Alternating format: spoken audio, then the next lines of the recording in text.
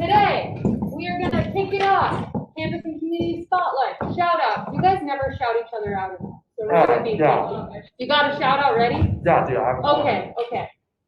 We're then going to talk about the infamous math placement. So exciting. Talk about all things math.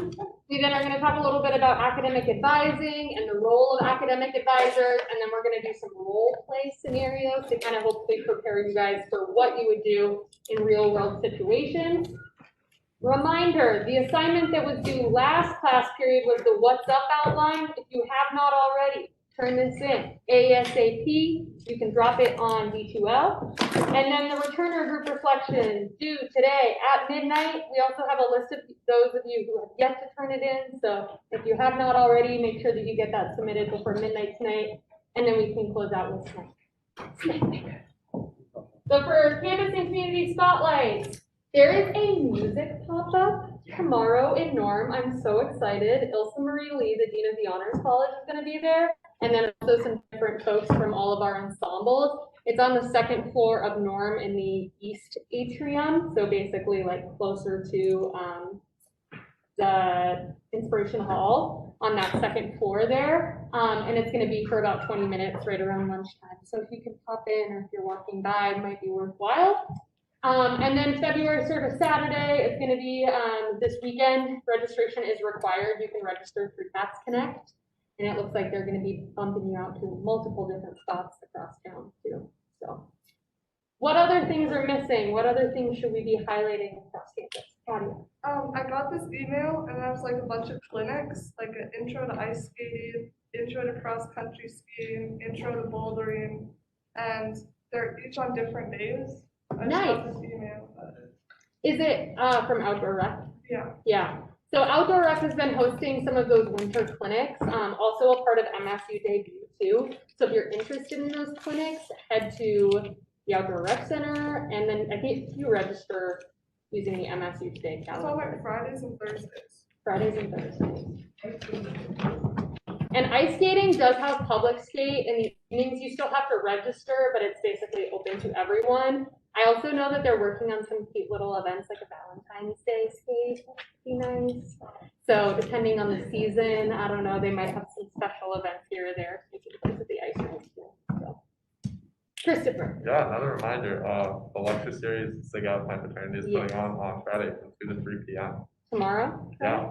Tomorrow, 2 to 3 p.m., SIGAP in conjunction with DIST and Honors College. Honors College. And it's also sponsored by IFC, so the fraternity comes. Awesome. Hit me up for the WebEx. Chris says, hit me up for the WebEx. That's So not if you're what it says. interested. What other campus and community spotlight? Lila. The COVID vaccine is available if you're in 1B. 1B. The last time assignment is 5 p.m. tomorrow. Yeah. Nice. And there's currently only 150 spots. 150 spots. So it is not walk-in. You do have to register in advance. That's a good reminder. So make sure that you do so before Friday tomorrow at 5:30, and then never over this weekend. So. Other campus and community spotlights. Warren? There's the United Nations Association. There's a new club that's starting. It's the Bozeman, Montana State University chapter here. Cool. They're doing their thing Wednesday, February 10th at 6 over Zoom. Wednesday, February 10th, United Nations Association. Which sounds like it's new to MSU, which is kind of cool. Yep. Other campus and community spotlight. Hit it. I have no clue if anyone here is in Bio B260. There's an exam coming up next week, and there's a review session tomorrow, which you haven't registered for, but. Bio B260. That class is so awful. Yeah. Bio B260 is awful, which means you should go to the review session. Yeah, go. For the Go to exam. it. I recommend going. Nice. Okay, thank you. Any shout outs? Hit it. I mentioned on Tuesday, but Trisha, she contacted our second returner group like last week already, like looking for teachers. Love it. Trisha, snaps to you. Hit it. Okay, so Rachel gave my friend a zodiac sign reading, which my friend. What? really Can you loved. do it to all of us? That could be your returner group activity. That's so cool. Yeah, seriously, she read like my darkest secrets right now. I was like, wow. All right, well, I'm intrigued for sure. I saw both Jamie and Isaac doing a wonderful job at work this morning at 7 a.m. Where at? Miller. Oh my God. Pump it out for breakfast. Proud of you. Shout out to Chris for giving me a tour this morning. Nice! Give him a tour! Yay! Snaps! Christopher. Shout out right back at her for coming to the. Snaps are finally for coming. Anything else? Yeah.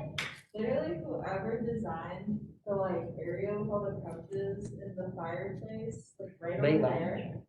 Yeah. Yes, that place is amazing. Like I just. Shout out to them. Shout outs to the designer of Lee Lounge. If you guys ever find out, please let me. Does I can anyone tell you. know, advocates, you cannot answer this question. Does anyone know what movie was filmed in Lee Lounge? Lila? A river runs Yeah. through it. Yeah, so Brad Pitt. Brad Pitt has been in there. Oh my god. FYI. Oh. But that's why on the wall there they have all the movie posters and kind of some like historical pieces because that's where it was actually filmed. It's like the scene in the library or like office or something like that is in there. And the mural that's painted on the wall in there was painted for that movie. So, kind of cool. It is such a grand thing. You can say that on your tours one day, right? Yes, someday. Yeah. Okay, any other shout outs before we move on? And fun fact, I was a summer tour guide, this is totally dating me.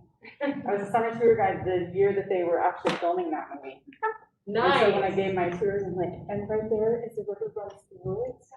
That's Pretty cool. so. Did you meet Brad Pitt? I did not meet Brad Pitt. Dang it. Okay, I got math placement all pulled up for you. All right, Hand guys. it over. You guys remember Sheila from Academic Advising? Yes? Yay, Sheila. Thanks all for coming back. Listening to my riveting conversation about math, because we all love to talk about math in our spare time. So, math placement at MSU. Even for our returners, it's changing. And so everybody needs to listen up. Everything's new, everything's different. Okay, math placement. As I'm sure you are all aware, ACT and SATs were not required of our high school seniors this last year. And that is always how we have placed students in the past.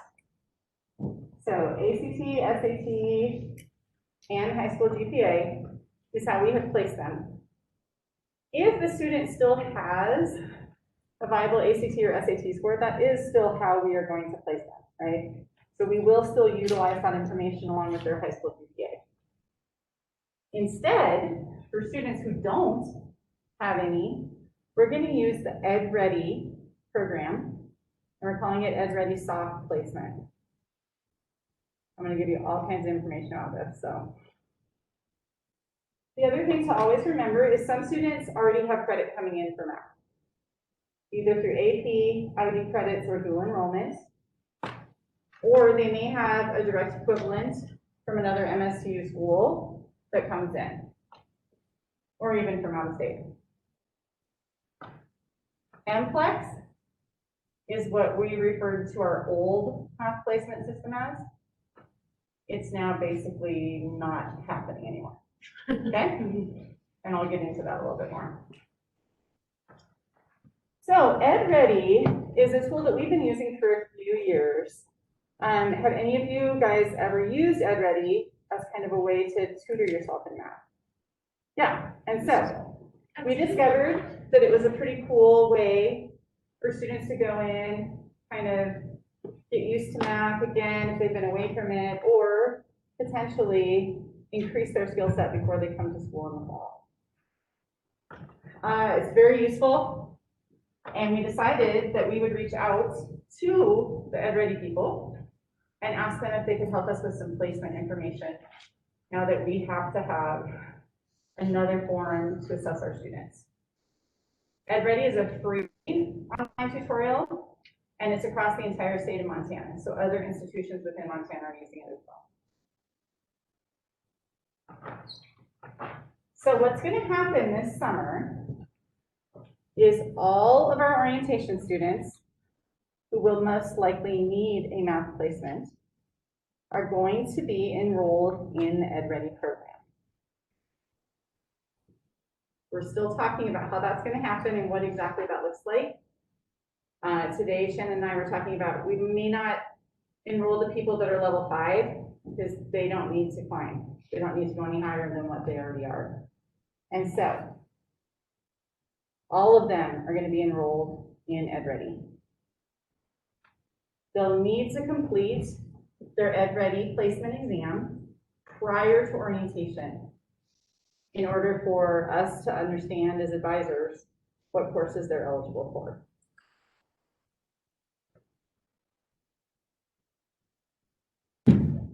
Once they've taken their exam, scores will be reflected in both DegreeWorks and Banner, which are kind of behind the scenes that feeds into DegreeWorks.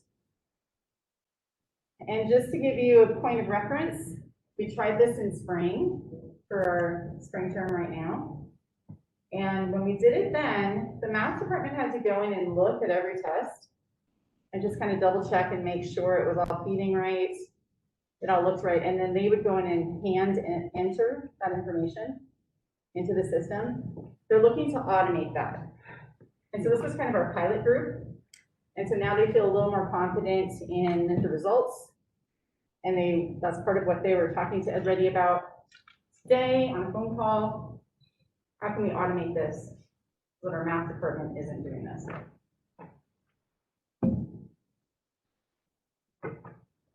Okay, for math placement, just kind of some general information that you may get questions from students on.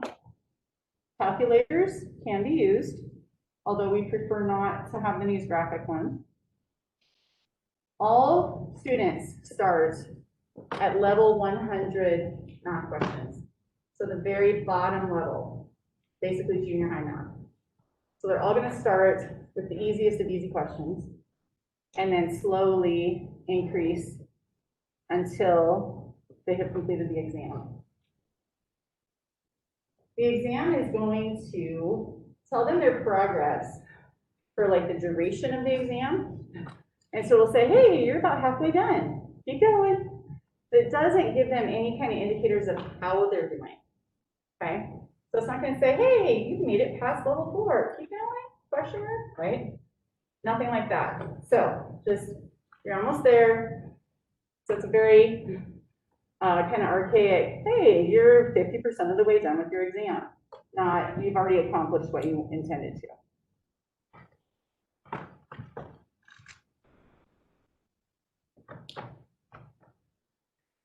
Like we already said, if a student is already at like level 5, for instance, they don't need to take a placement test. Depending on their major, depending on their math level, they may not need to take a placement test. So this isn't necessary for every single student. If students test into a higher level, that is hopefully, again, automated and going to update overnight in the system. And students will be able to access and see their math placement in their MyInfo. If their student's test is lower than what their initial placement was, if they happen to come in with the ACT or SAT, we always honor the higher. Now here's the coolest part about EdReady. If they don't like their placement, so say they come to the first orientation in June, they bomb it, like this is awful. All they need to do is log back into EdReady and just keep working. Keep working. And as they keep working, the system's going to continue to update with whatever skill set they reach. And so a student who starts at level 1 could presumably get to level 3 by the time fall semester starts. And so they just need to be encouraged to log back in and keep going. Again, hoping for automation of this. Yes? I was curious about it. Does this cost anything for students? So they can just continue to do it? That's keep it really in. nice. It's great. With that being said, we may need to double check this piece because I believe from my past spring experience, they're only able to place up one level. Rich told me today he was comfortable with 2, like if it's somebody at Okay, level place 1, up 2 levels. they could go up to 3. Okay, But so- only, obviously, if they're doing the time and they present that they show, yes. but it's not like someone that comes in level 1 can work up to level Okay, 5. okay. Yep. Okay, cool. And so that's the other piece, is they're gonna build in some red flags. Like, hey, that's funny, you had a level 1 last week and all of a sudden this week you're level 5. I think maybe somebody else logged into your already, right? And so they're gonna put some flags in there for that exact reason. Yes, So let's say somebody did place at level 1, like at their orientation, Uh-huh. and then they registered for classes based on that placement, but then over the course of the summer they worked their way up. yes, Would they just switch right before classes started, or like how is that? right. And so that's a great question. They can just contact their advisor and be like, hey, I placed up, what classes do I need now? Because it is totally going to impact the classes that are before. Yeah. Any other questions? I think that this is actually super cool. And so, MPlex, we're still not sure if MPlex is still going to exist that week right before school starts. Kind of depends on how Ed Ready's going over the summer, how confident we feel. A million different reasons why we may bring MPlex back that week right before school starts. But we're hoping Ed Ready's going to be successful enough and we're confident in it that we can just take it all the way through.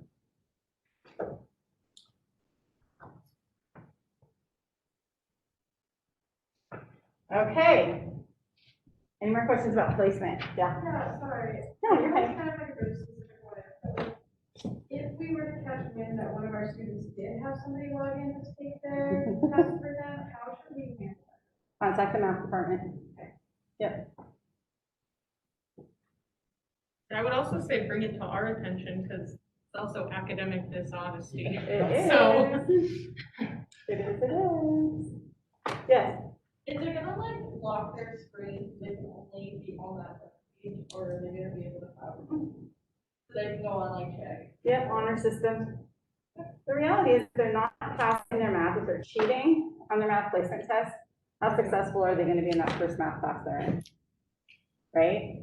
And so it's to their own benefit to be honest with what they're doing, or they're gonna actually set themselves up for failure. What was NCLEX again? I think I missed. MPlex is our old system, it just stands for Math Placement Exam. Oh, It's offered in person. It's offered in through the person testing in the services, basement of which the is why we library. had to Yeah, rebirth. sorry, I didn't really expound on that. it's fine. I got it. Any other questions? Okay, the new awesome realm of math and online testing. Anything else I missed, Shannon, that you want to cover? Okay, all right. Okay. First side we're gonna look at is our non-STEM side, which is the left side of the flow chart. So we got our math 088, math 005, 105 combo, and the math 105. Again, these are for arts, humanities, and most of our social sciences. How many of you understand the math flow chart? Like really well? A few of you? How many of you look at this and just go, what the? Okay, that's all right. About halfway split. Okay, prior to last year, we only looked at ACT and SAT score. But the math department, as they tend to do, love to study numbers. And so they did kind of a statistical analysis of student success in their math classes. And they realized that the larger predictor of success in a class was driven by high school GPA and the final math class they took in high school. And so they were having students that were in maybe a lower level math than what they would have been successful in based on those other two kind of predictors. So they started implementing this nice box down here at the bottom. So the top two lines show ACT and SAT alone in that box system. That's what we used to have. And so you can see the numbers that you would have needed to place into any one of those levels. Now, all of a sudden, they're telling students, hey, you know what? I think you can maybe do better. I think you could take a higher class. And so you can see, we'll look at this 300 level here, because that's college level. So in the past, you would have needed an ACT of 23 to get into college algebra. So now they're saying, oh, if you put 3.5 or higher GPA in high school, and you have a 21 to 22 on your ACT, let's just do it. You're going to be successful anyway. And so they're giving everybody a boost. And the main reason that they're doing this is to cut down on the number of people that were trying to take that placement exam to up their level, right? So you're having all kinds of students go in, take the placement exam. They were seeing exactly who was passing it and who wasn't. And so for that reason, they're like, dude, we're just going to give you the boost and pretend you passed the NCLEX. And so that's why this system now exists. When we look at that non-STEM side, here are our 2 preliminary classes. We have Math 088.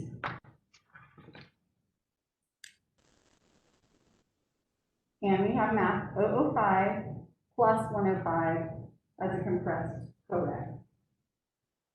Math 088 is a 4-credit review of basically junior high math. Okay. When we look at the Math 105, which is just the next step up from this, we realized that there were a number of students that were kind of right between those that were forced into taking that 4-credit Math 088 because they just didn't place high enough. And so a couple of years ago, the Board of Regents gave us a mandate and said, hey, we gotta get people through math faster. Come on, let's do this. And so they took all of the information from that Math 088, compressed it into 1 credit. That's just kind of a review for those students who are a little bit ahead of the game. And now we have this 4 credits, which is 1 credit of Math 005, plus the 3-credit regular Math 105 that already existed. That makes sense to everybody? Kind of? Okay. So students with a true Math 105 placement, they don't need the co-rec, right? They're ready for that next class. And so if we go back, again, if we look at this, see that yellow is a 150, the orange is 100, the green or even the light blue, the 290 for our purposes. And so we have those people that are falling right in the middle, not quite on either end. And so we wanted to start accommodating them.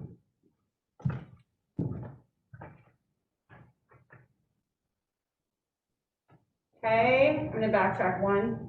Most of the students who need this compressed one, most of them are going to take it in the spring. They're not going to take it in the fall. What we're ultimately looking at for fall semester purposes is the Math 088 on this page. There's a few exceptions that we let take that other one. Yes? I just had a quick question Yeah. on the flow chart. For the ACT portion, is that saying like only the ACT in the math section or like? Yep, just the math section. Yep, just your math ACT. Okay, the next is the full. Oh, I'm sorry, did you have a question? Yeah, Yeah. so that like flowchart didn't mention anything on like if they didn't take the ACT or SAT at all. Great, because there's no. Doesn't exist yet. Yeah, there's no Okay. new random flow chart for no scores. Alright, They're still gonna look at high school last class, they're still gonna look at GPA, and now they're gonna have everybody take that soft placement. Okay, Math 105. This is the non-STEM side core level math that is the end course for all those non-STEM folks. So this is their highest course they need to take. Anybody in here a human development major? Okay, last course right there. Anybody a film major? Last course right there, right? So there's a bunch of students that this is as high in math as they have to go. Yeah. Is architecture STEM? Is this the highest? Architecture is STEM. Yeah. I will show you in a moment. She's like, shoot.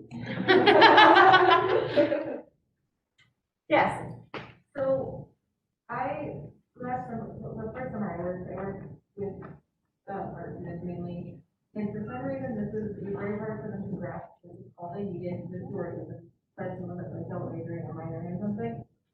And I think it was because the RARs had a weird yeah, note, is that gonna be on there because the inputs may not be a thing? Is that note in the RAR, Shannon. Thoughts on RARs? No, the RAR is separate from what okay, so Sheila's gonna touch on this, but we're trying to get math placement incorporated into their My Info checklist. Mhm. And what it would incorporate is the placement that is typically generated on the RAR. We control the language, and so we can control that message, but ultimately what is fed that was normally on a RAR would be available on their checklist. Okay, so it won't say like, you need to take the input. That confuses people so much. And I feel This like- is all happening though prior to orientation, right? Like we have to Right. start sending them a bunch of emails in April saying, you don't have a math placement, you have to take it, you have to take it, you have to take it. So they'll already be informed if they need to take math placement or not about 37 times before you guys hopefully encounter them. That's our goal anyways. So then when they talk to advisors, then they already have a placement. That's what we're trying to do. And again, the year that they decided to change that verbiage, just to again explain, they were trying to prevent an influx of mass quantities of people to take that influx. They knew weren't going to be successful.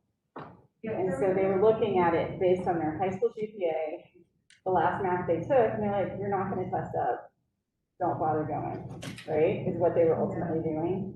But I understand that it did kind of send a mixed message to students who were Yeah, it was really hard to like, we had been very busy working on it, it was just 105, and we all are pleased to. You're in 105. All the wording on. it. or don't bother taking the test, or go take the Yeah, test. and Yeah. they were all like, No, really hard. I totally understand, yeah.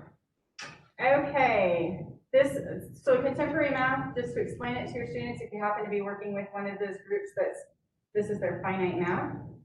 A lot of those students don't love math. Math kind of scares them a little bit, right? They're drawn to the majors that aren't super mathy math, right? And so I always tell students, this is ratios, percentages, like things you're gonna use in your everyday life on a daily basis. What is the math that everyone uses all the time? That's what this math is. No longer X's and Y's and equations in this math. Okay, next is STEM. And look at architecture right there on the slide. It's like I read your mind. Okay, so STEM. STEM is not just science, technology, engineering, and math. It also is business, architecture, and it says some social sciences, but technically it's talking about sociology. So, sociology.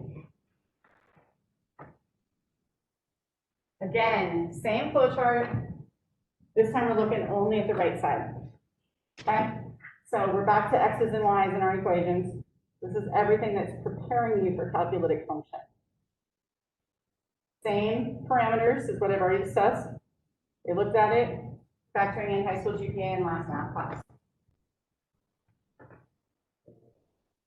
When we go ahead, here is the most confusing part about this side of the flowchart. This is math 063090. I'm going to forward one little slide here, right there. So if we hone in, it's that very bottom class, 063090. This was brand new last year, and they did a change in it because they found that, in general, students who have to be in that lowest STEM side of the flowchart, if they can't pass their first math class on that side, there may be something else wrong. It's not just a mathematical learning problem, it's potentially some other learning problem. So, what they've decided is they'll do that math at 063, it's a 2-credit course. If they pass it, they go into the math 090.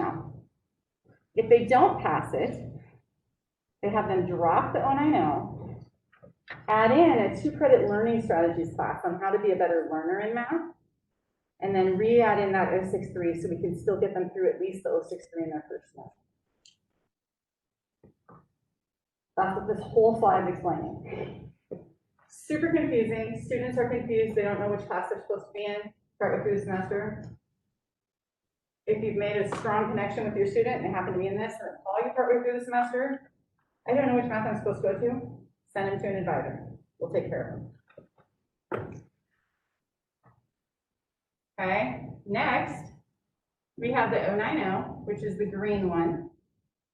So the orange one is part orange, part green, if you want to think of it that way, because it does have that 090 in it. And 090 is a standalone for people who don't need that 063 to start. 4 credits, and it's the prereq for your math 021, 121, which is the next compressed course we're going to talk about. Any questions so far? Okay. 021, 121. 5 credits of math. Same concept as the other side of the flow chart where I said, Board of Regents said, hey, let's get them through math faster. Give us a shortcut to that next class. So here's our shortcut class. 5 credits instead of what normally would be 7, because you would have a 3 credit, 4 credit. Now it is a 2 credit, 3 credit. Has its very own placement level. People have to, when they're done with their own, I know they have to go through this class to get to higher level calculated classes. On all of these, anytime there's a 0 level class, they don't get college credit for it, right? So this class, they're only earning 3 credits, even though they're registering for 5, paying for 5. 5 credits are counting toward financial aid. The 0 level classes are not college level. Yes? So like O level classes, do those affect the GPA? They do affect their GPA. Oh. I know, it's kind of, I know, I agree. It'd be nice if they weren't counting for graduation, if they wouldn't affect GPA, right? I understand. Did you have questions here? You just answered. Okay, all right. Okay, any questions? Okay, there's that flow chart in all of its glory. Oh, we're done with math. Are you guys sure? Feel confident? Yes. Have one last look. Is M132 new? And 132 is for educators, like math or elementary education majors. Okay. And so 132 teaches you how to teach. So what exactly is the purpose of, like, there's the purple and there's the red? Yeah. And you can end at 161 for purple, like, Yeah. why would you go to the red? If you can end, the word there is if. If you can end on purple, you don't go on to red, right? Yeah. You choose the path that has an endpoint. So, business majors, the majority of our biology, chemistry, all of those different majors can typically end over here on the blue. Okay? When we get into biochem, physics, math, engineering, they have to go to red. So they're going to come over here. Yes. Let's say you have a student who's like pre-med or something, and it says that they can fulfill their highest math requirement by 161 or 171. Would you, like, what would you recommend them doing if they're on? Yeah. And so for students, every single degree work screen is going to say 161 or 171, right? They're all going to say that. If you can go with just 161, just go with 161. If, in case where that wouldn't be the case, maybe you started in CDN right now, but you heard that there's a bioengineering coming into the catalog next year, and that's really what you want, and that's going to require 171. So, dude, I'm just going to start on that sequence now. I know the classes are going to match. I know they're going to ask for the higher, right? The other thing, some pharmacy schools really like to see the full calculated, the 171, 172. And so depending on what your professional school rules are, you'd want to see what their requirements are. But most of them just want 161. Yes, There's something really special. Yeah. Like stop it. yeah. Is this all math? No, Where they're- not even close. So much more math. This keeps going. These two lines will keep going and going and going and going. Like, This is what freshmen have the option to like. this is what freshmen have the option to start. Well, freshmen can start a little Some lower. freshmen can start higher if they have a credit coming in, right, or dual credit, something else. If they've got some kind of equivalent to this coming in, they can come and start higher too. There's 4 different calculuses in this string alone. JPQ is not calculus. Lots, yes. So I took a class that was kind of like what we were talking about, the 021-122 and the 005-105, Uh-huh. but at the calculus level. Are they not offering that anymore? They just don't put it on the flow chart. They just don't put it on the book? Yep, it's right in between here. Yeah, Can we tell students about that? if we're offering it. The only reason it's not on there is because it's not offered every semester. And so therefore we don't put it on. Yeah, Cool. so, but yeah, good job at getting right in that middle. Yeah. Perfect. Yes, So I took logic for my final year. Yes. Before. Should I recommend that to other humanities majors? We didn't do a whole lot of like actual like that. logic isn't always offered as well. Okay, so there's a specific professor that teaches it, it's whether or not they're teaching that semester. So, yeah, so that's fine. And logic, I believe you have to have another math to take logic, don't you? I didn't. I mean, I had failed calculus one year and didn't retake it, but. Yeah, so logic's a great class, but it's not always taught. And it has really weird prereqs to it that are higher level than what somebody who probably just wants to grab a math course can grab. Yes, Do all freshmen have to take a math course? not freshmen, all students graduating from MSU have to have a math course at some point. So to qualify that. How many does architecture have to take? One, and it's math 151. Okay. So you're on the purple, and there's the one, she's the perfect example of an anomaly on the campus. Usually you only take 151 if you're continuing. Architecture is the one that has 151 as a finite. It's the last class. Don't ask me why they chose 151 instead of 161. Yes, just to confuse all of us. Yes. So can you come in with a Q? Yes. Okay. Yep. Yep, if you've already got your Q core coming in, dual credit, AP, IB, you do not have to take a math class if you're on that non-STEM side or you happen to bring in the one that you need for the STEM side. Yes. Say you're like a STEM major and like have like a 27 on your ACT, but you still have to take a math class. Yeah, you can't exempt out of math. If you did, if you're not already bringing it in, you can't exempt out of it. So you just like take like a class, that's like lower. You just be like, dude, which one looks the most fun? Yeah, most definitely. Yeah, that's what Math is fun, man. Which one do I want to take? I have all these choices. Yeah. These are good questions, guys. Anything else? Okay. All right, core recap. So that was our last core category right there that we were talking about. So recap the core from last Thursday till now.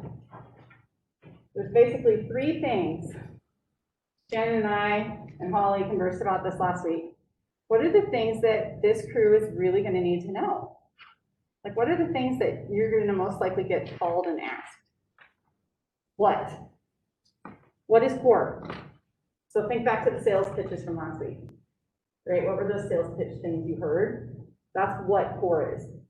It's a way to find minors. Found 2 of them, right? It's a way to find a major that you're interested in. It's a way to meet people outside your major. It's a great way to have a small group conversation that you can't wait to go to. All of those different things. So the what is your sales pitch? The why, if you remember my higher ed super basic overview, natural science, social science, humanities, and arts. It's part of Western education. And how? The how is making the best recommendations. How are you going to recommend classes for them? And that's the biggie. Core recommendations. I had you guys kind of shout out your favorite ones last week when you were talking about your core category. But here's kind of the basic bottom line. You don't have to worry about writing. That's determined for them, right? They're either in it, exempt from it, like we know exactly what's happening with writing. Research, we wait on till later. Don't have to worry about that now. So then it brings us to this. We have US core and all other core. So first of all other, what questions can you ask to find out the best fit for the student? Keep in mind that they're only asking you a generalized question like that if they honestly don't need it. It's not part of their program. If it were part of their program, their advisor would have said, oh, you're going to take nutrition because it's built into your program. Which leaves US core. There are 3 different kinds of US core. You can break it down to 3. The first is interdisciplinary. The second is degree-based. And the third is speech communications. The degree-based, we can knock out, because again, if they're part of a degree program, their advisor will have already said, hey, you're going to take the education seminar. You're going to take the ag seminar. You're going to take the business seminar. That's already done. Which leaves speech comm or the interdisciplinary. The best possible question you can ask here is, do you like to read and write? If the student says, no, not really, I avoid it at all costs, they're the perfect candidate for speech comm. Okay? If they enjoy reading and writing, then they're going to be in one of those interdisciplinary ones. Again, keep in mind, honors program students, this is already determined for them as well. So our 3 interdisciplinaries that are remaining are ways of knowing. Ways of knowing is through liberal studies, and each section has a different topic. So there's a lot of variety there, but there's usually only 5 to 8 sections. Okay, the next one is College of Letters and Science, so CLS 101. And that one is knowledge and community. The remaining one is University Seminar, University Studies Seminar, and that's ours. And that one is still just called first year seminar. How nice is that? We're just first year seminar. And so I thought I would tell you what ours is actually about. Has anybody taken the US 101? Yes, yes. Can you tell me what the topic is? No? Is it the same every year? Pardon? Is it the same every year? So it's place and identity. So place and identity is what it is based in. So how is the place where you grew up, how did it impact who you have become? And then the really cool part, all of us decided to come to this place. And in a lot of cases, this is our first chosen place that we chose for ourselves. And so how has this place now impacted your identity? For positive, negative, amplified, you know, told you who you are, all those things. Yes? Can I ask a very specific question? Yes. Okay, since a place LLC, that's required second semester, right? So like live on the floor.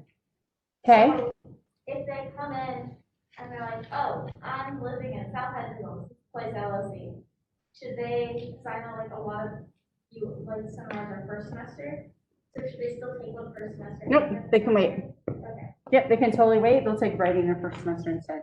Okay. Yep. Yeah, so we just want their seminar to happen within their first year. There's way more sections in the fall, right? Both US and CLS offer about 40 sections in the fall each. There's way more room to go around. As soon as we hit spring, CLS still offers quite a few sections, but US sections drop down to 5 to 8 again. So there's just more room in the fall. Do they still offer the No, we're not going to do that. I feel like what that last year. Good question though. Yes. This might not be relevant because of COVID, but are we still planning to like tie orientation to sophomore surge? In what capacity? Yeah. Like, it was talked about before, like, Oh, no. no, Okay, Don't worry about that. there we go. Yes, So, you said like half of them want to take US the first semester, the other half want to take writing, it's not doing it based on it, how are we kind of deciding? it's up to you guys. Like typically, like I say, there's way more seminars offered in the fall. Eventually those are gonna fill up, right? Not a bad thing, yeah, that's okay. Let's say a student like is coming into the honors college. I know or think that text and critics imagination covers your second writing requirement. Humanities. So there's a humanities core that covers, so first semester, text and critics covers US core, second semester, text and critics covers humanities. But I think, okay, I'll just say this is from my experience. In my degree works or something, it says that later on in my path, it says that I need a second writing requirement. So that's specific to your major, and Okay. it's superimposing that one in there, yeah. Okay. All right. Everybody good? Woo! Okay, that is the end of that slideshow. You guys, I had to bring 3 slideshows here today. Yeah, it's like heartbreaking. Did you pull? They're already up at the bottom, yeah. Cover. Okay. Oh, let's go, no, not that one. Let's go to the other one. Let's say the fun one for now. Hey. Don't record. Okay, advising. We're gonna talk about what advising is at the university and how you guys kind of fall into that now. Okay, here's a couple different definitions. To guide students in successful pursuit of their chosen paths. To assist students as they define, plan, and achieve their educational goals. And we have a handout. Okay. We have an advising syllabus. This is our advising syllabus. And we have some kind of outcomes we expect. And so these are our learning outcomes. We're going to help students discover who they are as a learner, where their academic interests lie, and how their university experience will shape their lives. So, academic advising. Our big thing is we want to kind of teach students how to figure stuff out on their own, right? That's our main goal. We can tell you what to do, we can do it for you. It's better for us to show you so you can do it yourself. Advisors are guides, mentors, and educators, and we encourage personal development and lifelong learning. We share information about curriculum, resources, and engagement opportunities. And there's studies that show that students who engage in the advising process on a regular basis will benefit from the guidance and support. These are our learning outcomes. Demonstrate an understanding of academic requirements, policies, and procedures. Identify academic and personal goals. Create a plan to meet your goals, and gather and evaluate information to make informed decisions. All of those original slides I just read off to you are all on a multicolored sheet. It's guys, we've got it all there. Now, in practice, how do we do this? There's 2 different kinds of advising. There's prescriptive and developmental. Prescriptive is if you come in and just want me to sign a drop form or something like that. That's super fast and easy, and it's just basic answer. Developmental is where you look more holistically at students and you work closely with them to figure out what's the best options for them, and you engage them in the process.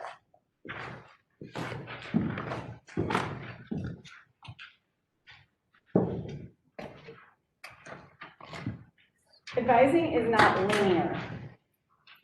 We don't go life goals, then I'm going to decide my vocational goals, then I'm going to pick my program, then I'm going to choose my courses, and I'm going to schedule my classes.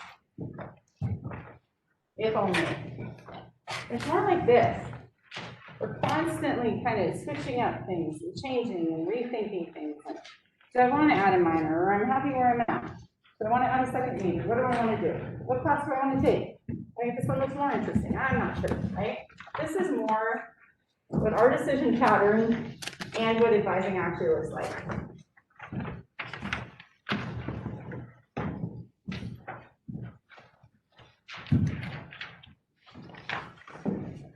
So a few years back, in 2018, we decided that there were too many pockets of the university that were kind of doing the same thing.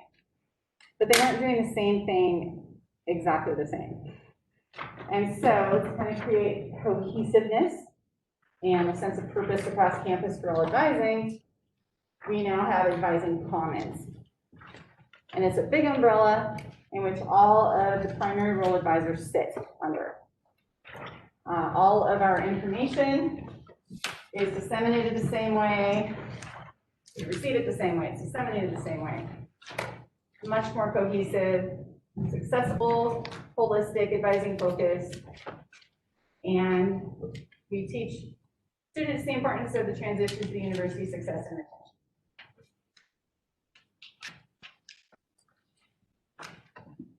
Advising Commons includes advisors from all these different colleges. Some of the 2019 ones are part of Advising Commons, but not all, right?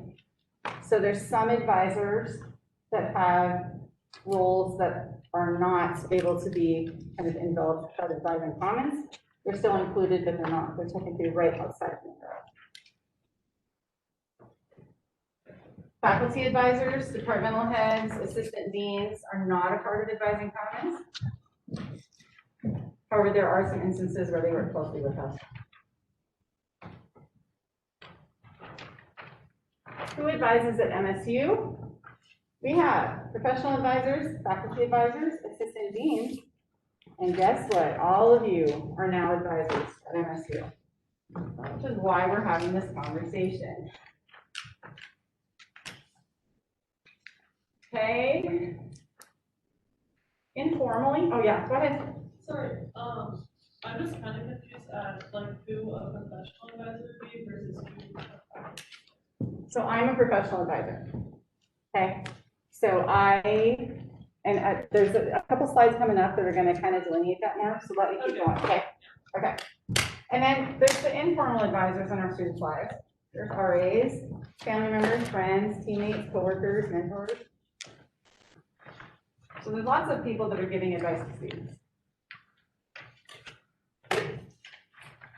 And here are the answers to your questions. Primary role advisors typically discuss goals, strengths, interest values. They assist in development of educational plans. They know their curriculum requirements really well, university policy procedures. They connect students to resources, and they conduct research to advance advising. Faculty advisors. They still do all those same things, right?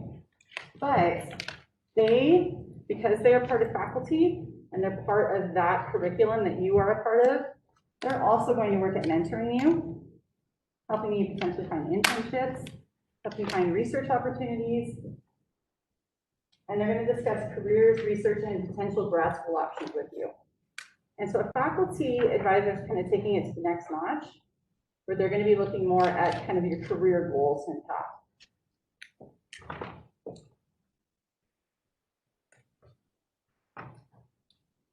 Assistant deans, all the same things, but these are the people that handle issues not reserved for faculty and advisors. So we're the people that do the late adds and drops, suspension appeals, excess credit requests. So we're kind of the paper pushers of making sure all those exceptions to the rules are happening. It's kind of the best way to look at the assistant deans.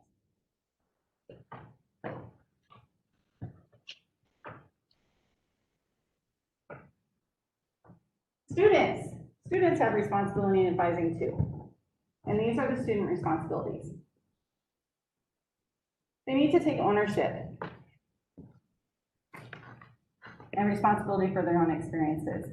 Understand their curriculum requirements and ask if they don't, initiate contact, and keep appointments with their advisors, come to their meetings prepared with ideas, be honest with advisors regarding their academic plans, think about their advisor recommendations with an open mind, adhere to academic policies and deadlines, and confirm their registration. How often do students need to meet with their advisor?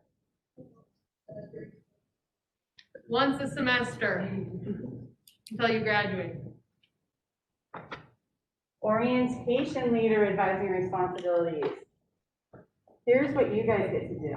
Establish personal yet professional relationships. Model academic values as focus of a college career. Highlight students' responsibilities for their own success. Help students develop a realistic perspective on MSU experience. Know the university policies, procedures, and requirements. And know and understand student-related data regarding registration, PAT course, all that kind of good stuff. Understand curriculum requirements and scheduling logistics. Connect students to academic services and campus resources. And be positive and supportive.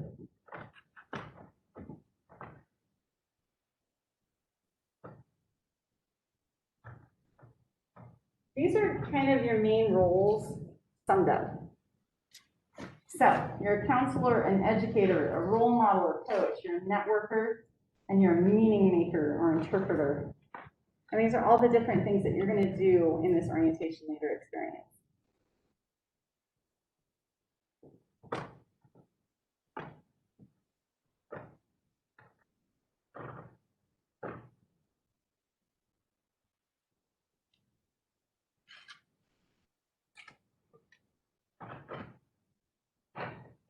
Students meet with their advisor, get their permission.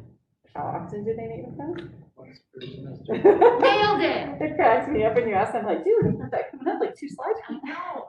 It's like the number one thing that people get wrong on the survey after reading.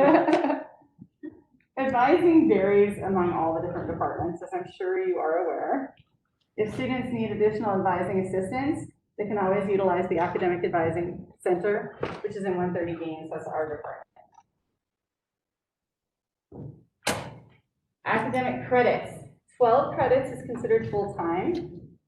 Less than 12 credits, students pay per credit. From 12 to 21, there's that nice flat line of credits that they can take.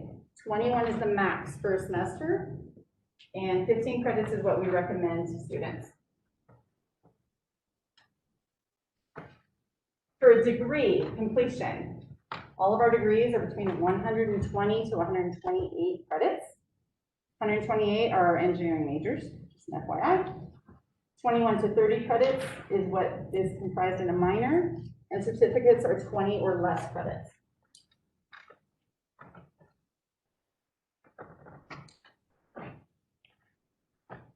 Bachelor's degree requirements. Here's just kind of all of the information. They have to have their core 2.0 completed. They have to have a 2.0 GPA. 42 of their credits have to be 300 and 400 level. They have to have completed all of their major requirements. C- is the minimum grade for core, minor, major, upper division requirements to be used as prerequisites. Know that there's a couple departments out there that require you to have a C for your major requirements. Can anybody tell me what they are? Nursing, human development, family science, education. So education, health, and human development. Nursing doesn't technically have it as a requirement. Like you can still get a C- and meet that requirement, but you're probably not going to get placed in the nursing program. So yes. What about the business with the C- on the stuff you get? Yes, but you have to have a specific overall GPA in order to move on to upper division. Yep.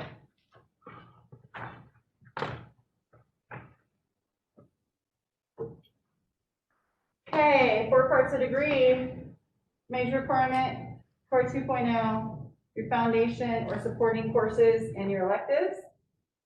Somebody tell me an example of an elective. This class right here. What's This class right here is This an class right elective. here? Totally an elective. but in some cases, can be used as one of your departmental electives if your advisor approves it. Anybody in this room in that case? Isaac up in the corner is. So he's actually using this class as one of his degree requirements.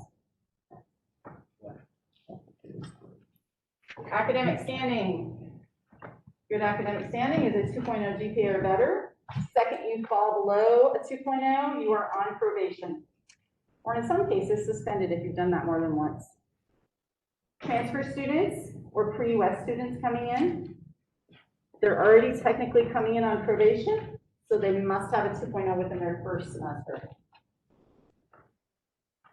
Not all transfer students, only those on probation.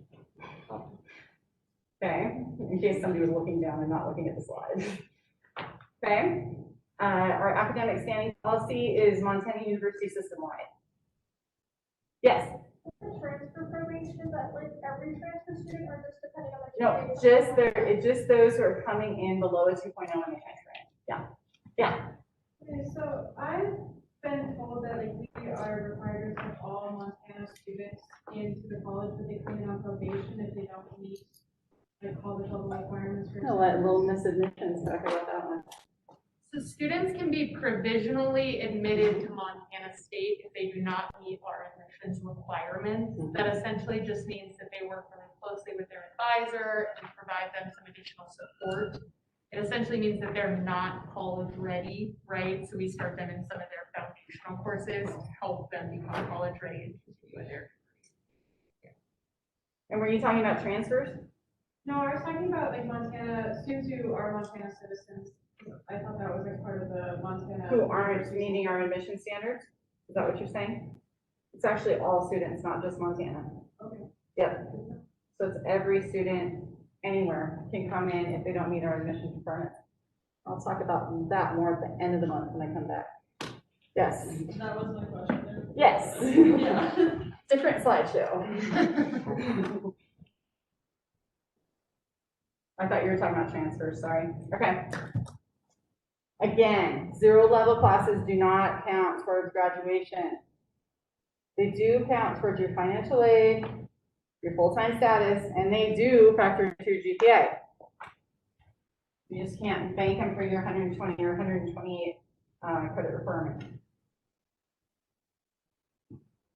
Student athletes should take any 0 level courses in their first year. Let's say at their second year, they're out of NCAA compliance if they're taking high school level courses still. All students should complete their 0 level math course in their first 3 semesters. That's a Board of Regents policy. Okay. For what it's worth, I don't know that anybody's ever been called out for not passing their 0 level math within their first 3 semesters, but it is our goal. Okay. Factors to consider in course selection: major requirements, replacement scores, any prior coursework, students' academics, likes, dislikes, your strengths, challenges. And continuing, individual goals, values, learning preferences, study habits, scholarships, financial aid, work, family, other commitments. Add drop policy. First 5 days, you can add and drop at your own free will. As long as there's a seat available, you can add it. The next 10 days, you can add with the professor's signature. You still drop at your own free will. And then once that time's done, no more adding. And you still have 5 more days after that that you can still drop with the professor's signature. After that first 15 class days, then our W period starts. And so we have 60 full days of the semester where you can either drop or get a W. It's going to hit, I want to say April 7th of this semester. Somewhere in there. Don't quote me on the 7th, but right in that week. Okay? So people have a long time to decide if they're going to be successful in the class or not and take some advantage there. W's can impact your financial aid.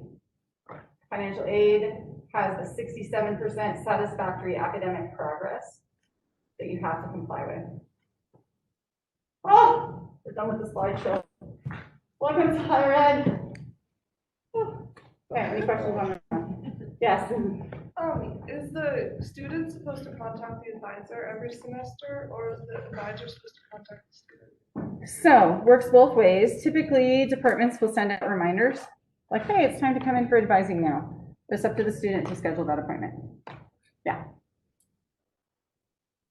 Any others? Yeah? There's just a side question, is that Nosferatu up there? I know, yeah. Yes. So, this is very specific, but health professional advising, is that considered like an advisor in this sense? It's not. Okay. Yep. Yes. You said if a student withdraws, it counts towards their financial aid, even though they didn't fail, does it count as like a failing course they chose not to grade? Yes. And so here's the thing, for financial aid purposes, financial aid looks at your satisfactory academic progress. Progress is your key word there. An F or a W are not progressing you through your degree. And so anytime you take an F or a W in a class, it counts against that 67%. A D, ironically, is okay. Right? So you can take a D in a class, but you can't take a W. Any other questions? Oh my gosh, what's our time? You have 20 minutes. Ah! Okay. Next. Okay. We want you guys to break into groups. Yeah. We want One returner per, and this includes like returners from last year, one returner per two newbies. one returner, 2 newbies in each group. And just give them a whole paper file. You guys, nice.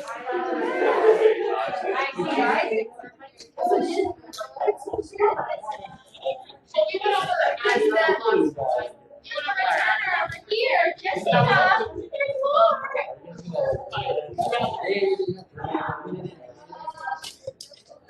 I see you.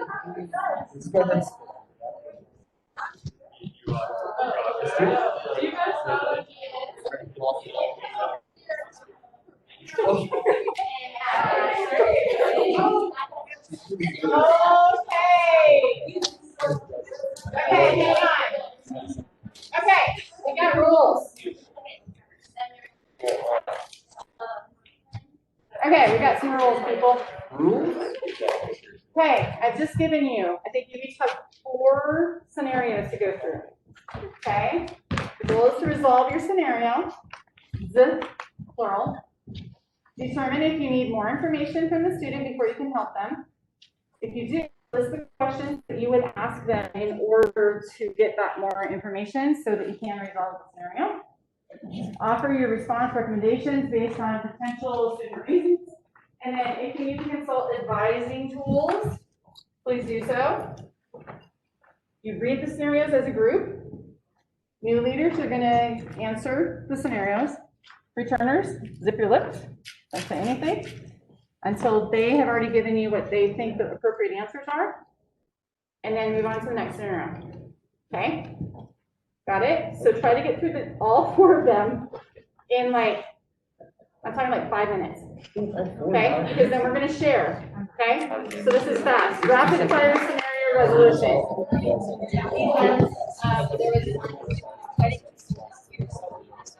Okay. Yes.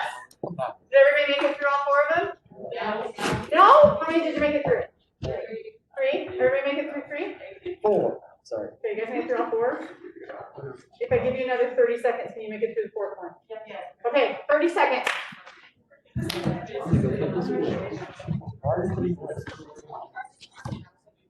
get 30 seconds to do whatever I want. I would. Yes,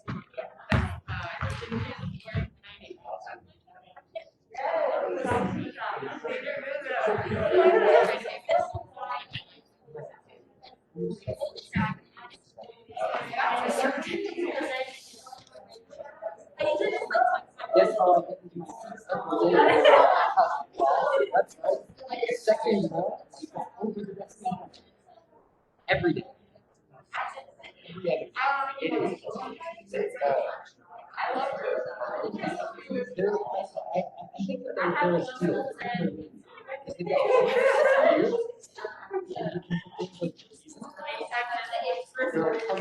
Okay, time. All right.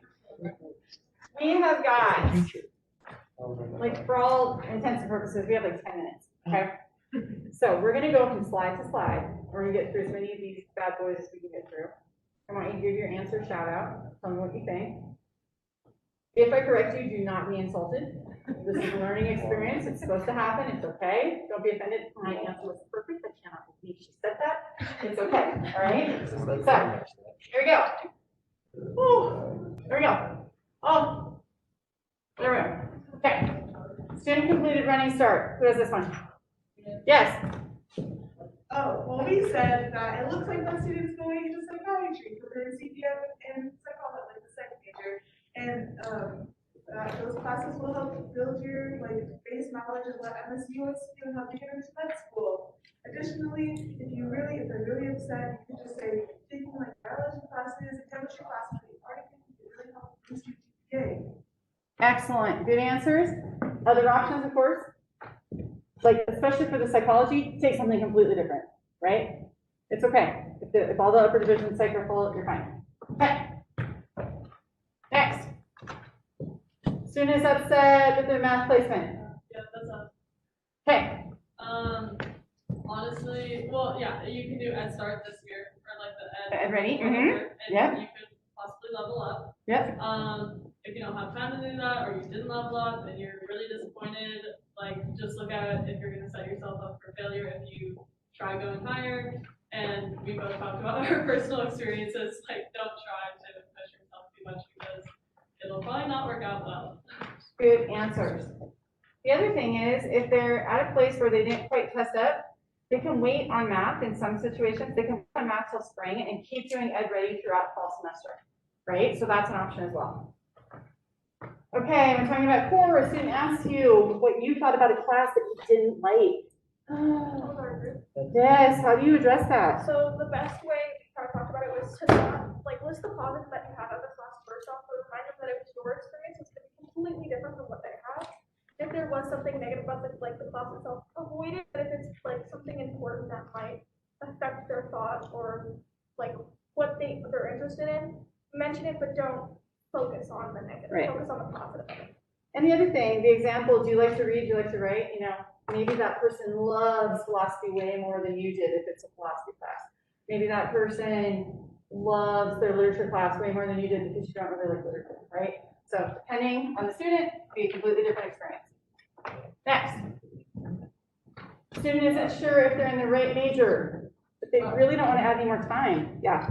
Yeah, we kind of just said that, like, for something like that, you should still take some classes that have to do with that major that you're kind of sure about, just so you aren't getting too far behind, and if you decide to stick with that, you don't start from zero, but kind of have a place to start, but continue taking classes, different areas that you're interested in, just so you kind of help solidify your student.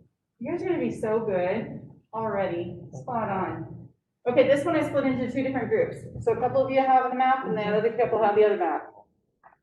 Okay, I'll take the engineering one. okay. I would tell them like, oh, my student, you need to try and get into that Ed Ready, and you need to try to test yourself up because you've got a lot of math ahead of you, and your math level is not where you want to be. Perfect. Next. Give me another one. You guys had it too? Okay? No? Yeah. Okay, so we said that that's like probably not. Which a one? For film side. Okay. We said that that's probably not a bad situation if you're a film student, but we had a lot of questions for them regarding like, do they feel like they want to try to go up to a higher one because they can do the Ed Ready course for the summer and probably get up to where they're not having to take like a supplemental How class? to take the 005, they can just do the 105. High fives, yes. Good answer. Ed Ready just changes all the answers, you guys. This is awesome. Next, who has the 121? You guys? Yeah, we said that one didn't immediately flag us as anything like too wrong. But if they wanted to, again, they could take the Ed Ready, and otherwise, like 121 feels like a good place for them to start. Okay. They should take Ed Ready though, because the very next math level up, they can add on chemistry. And so right now they're not chem ready. if they're at 121.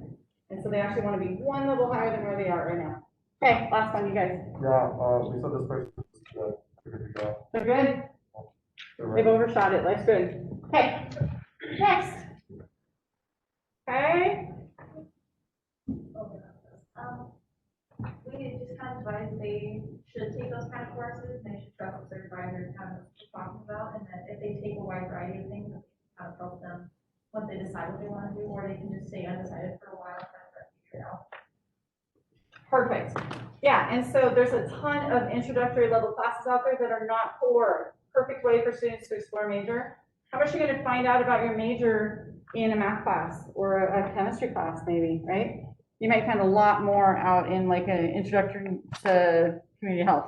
Yes, I just would like to add that, like, there's many students who have been in the same position. There's nothing more reassuring than them talking to someone who does the exact same thing. very good, yes. They love to hear your advisor's right from another student. Like that's like the rubber stamp of, awesome, okay. Okay, This one was also ours, and we Yeah. said, well, Caitlin said that, we'll get them in contact with their advisor. That's practically it. perfect. If they call in the last day and need their PIN, do you think they've met with their advisor yet? No. No. Okay, Oh, that's first. We said that it's like a based, like student basis and just talk to student, like, do they like waking up early or like what? perfect. State case by case. Student tells you there are certain times of the day that they can't go to class. Yes, So we went with, telling them to block out the time on, track course and, to just, like, see if there's any sort of, like, bigger issues that it's talking about, so that we can take care of. on it. Look at that. Perfect. Student has met with you and their advisor, but then they went and talked to their mom and their big brother and changed their mind. Yes, We said that, like, the best thing to do is ask them if they are interested in any of the courses that their parents or their siblings offer to them. And if they were, they can, like, we can look at their schedule and see what works best for them if they're interested in it. We can see what fits in and what doesn't fit and kind of work from there, but it's really their decision and not their parents or siblings. and they should loop back and talk to Their advisor. their advisor. Perfect. Okay. The student you worked with is undecided. They almost have their core complete. What are they gonna do? Ah! Yes. So with this one, we talked about, looking at your core and seeing what was fun for you, what was challenging for you, and then also looking at where do you see yourself in the future, how long do you want to stay in school, and, how much money would you like to make in the future? All about the money. Okay. Student wants your recommendations on core classes. It's a big one. Who has this one? Kind of a tricky question. Yeah. Because, the entire point of our course system is to build diversity within a major. So if they wanted to be exactly like their classes that they want, I think like, you should ask them exactly what they mean to clarify, and then go upon building classes, or giving them advice from there. Okay. Agreed on every single one of these. Find out what they like, right? Okay. Student and their parents, they don't test well. Actually, it's more their parent that's saying, my son is really bad at tests. What can we do to get him into a higher class? We said that we don't just look for, actually, other than looking at test scores, we look for, to what other things we can out. So like for math, we said that we really wanna like improve your like rigor and take like higher classes with the SLP, like level up to what we can handle, but then also just talk to your advisor and get their opinion on what they do. Very good, and keep in mind, there's no testing up in writing, like you're where you're at, right? So wherever that spits you out, that's where you're at. student wants to know what the purpose of degree works is. Philosophical question. Yes. Basically, it can show you like the what ifs, like what the different plans you have, what you're missing, what core requirements you still need, your upper level classes and required classes for your major. Okay. Student wants to double major in two very different demanding degrees. Basically, we're talking about, first of all, like using personal experience to have it, and also you can't like declare double major until you have at least 30 credits for like sophomore status. And so maybe they could like take the first semester or two to like feel out their course load already in like a rigorous degree, and then like kind of go from there and maybe talk to their advisor. Isaac also recommended going into the advising office because you could talk to like potential advisors for the other major that you are considering, and just like seeing what students have done this in the past and if it worked well for them in the past. Perfect. Student decides that they want to change their major because they believe that it's just going to be too hard. I can't do that much. Have this and talk about like asking them the specific things that they think will be too hard for them, because it's most likely to probably like one or two things that they're focusing on that they just can't get past. And then just like talk to them, their advisor a lot. Perfect. Okay. The student hits register. They get every one of their classes except for math. What kind of errors could have made this happen? This is also us. Yes. We talked about how it could have been one of the prerequisites that wasn't showing up, or they like put themselves in the wrong class because they have a different prerequisite. And that basically what I've done, and I'm just like, oh, let's go find an advisor. If we can't like solve it. Perfect. Okay. You've got a student who thinks they have IH, AP, or IB coming in. It's built into their plan. What do you do? We recommended first, like, ask them how they felt about the test, if they feel pretty good. Even though they still feel pretty good, put a course into your schedule anyways, and then you can drop it if you need to. Hold the seats. Perfect. The student is in engineering and they place in the lowest math. They're worried they're not going to graduate in 4 years. Okay, so that's ours. We recommend taking like semester or summer classes if they're concerned about not graduating time. We also suggest that doing ever you're trying to place up like Perfect. A student who you're helping isn't able to get a key class for their major. Where do they go? What should they do? Talk to their advisor and the professor. Perfect, and the professor, exactly. Okay, student wants to establish residency. Registrar's office. Student wants to know how to contact their advisor. Go to Degree Works. Degree Works. The student is super frustrated. They're disparaging the orientation office. They're so mad. Who do you put them in contact with? The registrar's office, and like figure out what their role is. There you go. Okay. Somebody wants to be pre-law. What's your major in? They can major in anything. It doesn't matter as long as they meet the pre-law prerequisites to law school. They're fine. Excellent. The student wants to know what they should do if they're falling behind in a class. Where do you send them? Office hours, talk to their advisors. These guys The student says they want to go into STEM field, but they feel like they're bad in math. What do you tell them? Resources on campus. Yes. Successful. The student is determined to get core out of the way instead of focusing on their majors. It might actually hurt you to not take care of the first semester and you have graduation to get core out of the way. Yes. Bottom last line question. As an orientation leader, I don't know what to tell somebody. This one's none of your questions. What's the answer?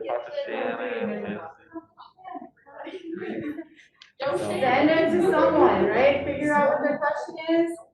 Send them to that department. Send them to a resource that will have the answer. Never, ever, ever make stuff up, right? Don't fly by the seat of your pants. Send them to somebody who does know. You guys, that was the best rapid fire ever. I said I was going to correct you, but oh my lord, you guys are spot on. Well done. We'll do snack pack next week. Reminder, what is due tonight? Return our group reflections, if you haven't already, do it by midnight, thank you. Also, if you're on the Thursday shirt committee, we're gonna meet at 2 p.m. tomorrow, it's up 2:36. I love this one, my favorite pants, I have that. Are you taking class today?